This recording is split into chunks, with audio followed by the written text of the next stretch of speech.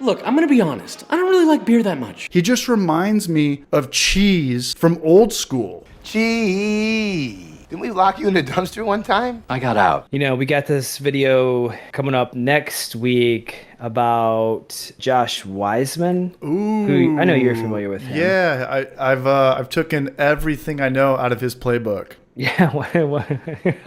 Whoa. Let's rewind first. This is me, CH from Homebrew for Life, and this is my brother Kyle from Clawhammer Supply. I've been brewing for 7 years, and Kyle's been brewing for 20 years, and we have channels dedicated to nothing except for beer. But sometimes I make shitty short rib videos that nobody watches. Recently, I moved from San Diego to Knoxville, Tennessee about 3.5 months ago, and I have only brewed once, mainly because I've been traveling or hosting friends since my recent move, but in the last 6 years before that, we were brewing in San Diego every single week, day or night. There was always something fermenting in my last pad. We had a ton of like-minded individuals always around. Some home brewers, some commercial brewers, some friends just freeloading and telling us our beer was outstanding, even when it wasn't. Those were great times, and I hooked up with so many chicks. Looking back though, I think a couple of those girls had penises. But that's not the point. Just keep watching this video. It could save your life. I'm not kidding. I also do a live stream channel called The Hoppy Hour, where we talk about home brewing, beer trends, lawsuits, how to be a grown man with a small penis and overcompensate for it, like me. Tripping on DMT. We talk about breweries going under or selling out. We talk about how your engagement photos look like a Viagra commercial, and just about everything in between. A couple of weeks ago, we talked about how Josh Weissman, a man who has a monster cooking channel, made a homebrewing tutorial, but more importantly, how it shows up #1 on YouTube, and to my surprise, #1 on Google as well. Sometimes you Google stuff and videos show up. I don't know how that works. We talked about it on the stream, but Kyle also made a reaction video on his channel that got mixed reviews in the comment section. Look, I'm gonna be honest. I don't really like beer that much.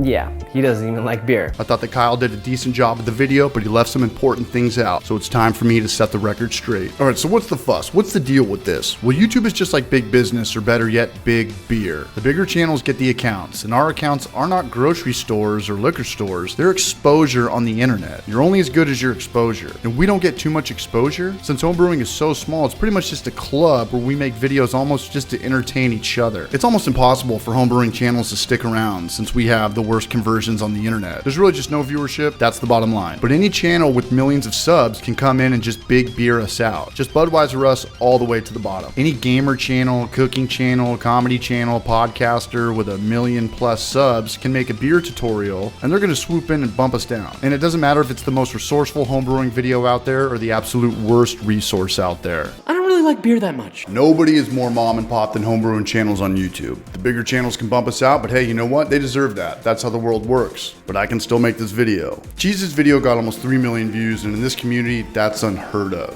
Sure you know Dean Pritchard? Oh, Don't turn around. Unless it's a video over a decade old when YouTube used to be the Wild Wild West and every video went viral and there was only 2 people putting out content. But almost 3 million views is insane for homebrewing. And today we're gonna talk about the good, the bad, and the ugly of this video. Because there is a big picture to this. Welcome to my Guerrilla collab. The good. Cheese's video got an insane amount of views that can get more people into the hobby of homebrewing. Our barrage Chris from the stream learned how to brew from Cheese's videos, and now Chris is winning medals in homebrewing competitions. To the naked eye, this video has excellent production, it's perfect length, and it introduces some basics and answers some fundamentals. But to the trained brewer, you can tell that Cheese has Googled everything that morning. And I'm willing to bet my entire life savings that this is the first and last time that Cheese's has ever brewed. Hey PewDiePie, Mr. Beast, Joe Rogan, start making homebrew tutorials on your channel. Who cares if you Googled everything that morning? Just bring people into homebrewing by any means necessary. It doesn't matter if you have any clue what you're talking about, right? No. The bad. Now I wish I could come out of the gates and just say death to the phonies, death to the fakes. But guess who brewed one batch of beer in late 2014 and then the next brew day started filming it? Me. Yours truly, Papa Braj, poser for life. Us YouTubers, we're all posers to an extent. This isn't a live broadcast. This is a YouTube video we could chop up and edit, make ourselves look cool and expert and professional and funny or dumb or stupid. It's edited. It is not a live stream. Hey, I completed my first oil change. I didn't spill on the driveway. Let's film the next one. Start a YouTube channel. Mechanic for life. If it was a live stream, we'd be Googling stuff on the fly all the time. All the food videos we've ever made, we Googled all that stuff the morning of. I don't know if we were trying to portray like we were experts. We were just trying to get marathon marathon drunk and have fun with our friends. Nobody knew what they were doing, but I did stick with homebrewing because I did have good resources. That's why I'm here today. If I were to watch Cheese's video 10 years ago, there's no way Homebrew for Life would be around. Because I hate Belgians. He calls it a beginner style. This isn't a beginner style. This is super niche. And then he adds a ton of mystery fruit to it that I can't even pronounce. You know what Belgian yeast does to beer? It makes it taste like banana smoothies and bubble gum. And then you throw in this mystery fruit from Zimbabwe, and I'm out. Even if there is no off flavors and I nail this batch to a T. I've got 5 gallons of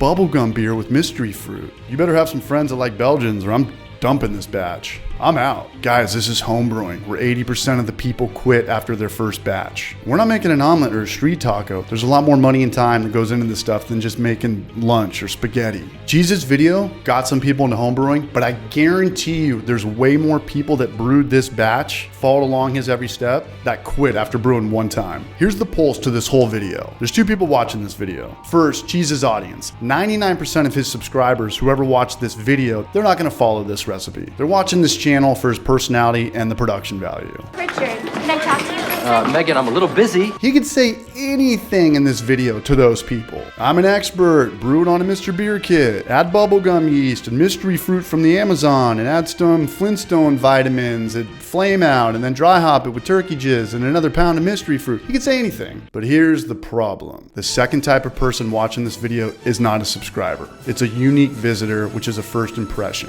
And they have interest in making their own beer. And they came across this video because it's the most popular reference in the beer making world by so far. Maybe this person sticks around, maybe they don't. But maybe with the right recipe, system, and execution, they become a lifelong brewer. Maybe they open up a brewery one day. Cheese brought them here, but let me take it from here. This isn't a reaction video, this is a correction video, AKA a guerrilla collab. Okay, cool. Here's our dude Cheese doing some cool stuff with his arms. Maybe it's yoga. Maybe he's trying to make Mr. Miyagi proud, but most likely we'll never know. Okay, first things first, don't buy a kit with a glass carboy. Glass carboys are a thing of the past. There's 3 people who use glass carboys. People brewing for their first time, people who've never used plastic fermenters, and people who have no clue what they're talking about. They're expensive, they're a nightmare to clean, they don't have a spigot, you need a siphon, but most importantly, they break. You wanna hear some really bad glass carboy stories? Scroll down and read some of the comments. The dude who taught me how to brew, Chris, owner of Battle Mage, used to work at Ballast Point's homebrew store in Point Loma. And a person there had a glass fermenter break while they were carrying it and it sliced their wrist and the guy was bleeding out. But a Marine came over, made a tourniquet and saved the guy's life. There's OG brewers that do rock glass fermenters for aging stuff, wine, barley wine, but leave the glass to them. Don't buy glass if you're just starting out. Don't buy a Mr. Beer kit either. It's less likely you'll stick around than if you were to purchase a kit from Northern Brewer. These are awesome. They're around $100. They come with a recipe and it's the best beginner kit out there. Check out Northern Brewer to see their availability. Recipe: do not make a bubblegum beer with mystery fruit. Stay away from Belgian yeast. Stay away from fruit. Do something much more universal like an amber ale, a blonde ale, or a pale ale. Keep in mind you're gonna have 5 gallons of it. That's a lot. If you want something hoppier, go with a pale ale or an IPA. If you want something sweeter, go with an amber or a brown. The darker beers will hide the sediment better too. They are more forgiving until you learn how to make clear beer using gelatin. Don't worry about that right now though. As far as methods go, substitute out the Northern Brewer yeast and use Kvike dry yeast. You can get this on Amazon. This will prevent off flavors for fermenting at a too high of temperature, which is the #1 problem for new homebrewers. Plus you'll ferment in 2 to 3 days rather than a couple weeks. Do all of these things and you're gonna have a much higher success rate of making delicious beer and sticking with homebrewing. The ugly. The obvious. Look, I'm gonna be honest. I don't really like beer that much. Guys, homebrewers are proud people. There's a lot of pride in what we do, and nobody would ever say that. There's a lot of passionate people trying to get better at this craft. It can be expensive, very time consuming. People read books for this stuff. People go to night classes in college for this stuff. People have friends in brewing clubs. I've made a lot of friends through homebrewing. I don't know if he thought that was cool or funny.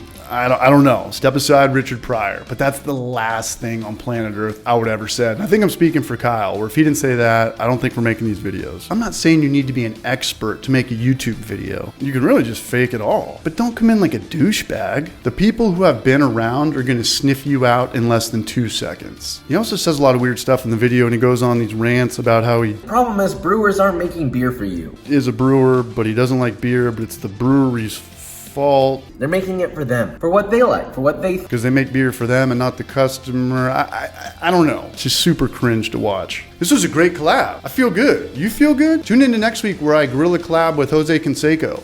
And then Bernie Madoff. And then Steven Seagal after that. And then this guy. This new Lamborghini here. And for the record, this video had nothing to do with Josh. It's anybody who's got that #1 exposure list. It's my job to keep people homebrewing. And I'm just riffing off his content. I would have done the same thing if it was PewDiePie or the president or a Brewlosophy article or Clawhammer Supply. I would have made the same video. And I talked to some people about making this video and they're like, dude, you can't do this. This guy's got millions and millions of subscribers. Well, now I have to make it. Was this guy like King Joffrey from Game of Thrones? Am I gonna get my head lopped off? You remember what happened to King Joffrey, right? He drank some of that forbidden bubblegum beer with mystery fruit.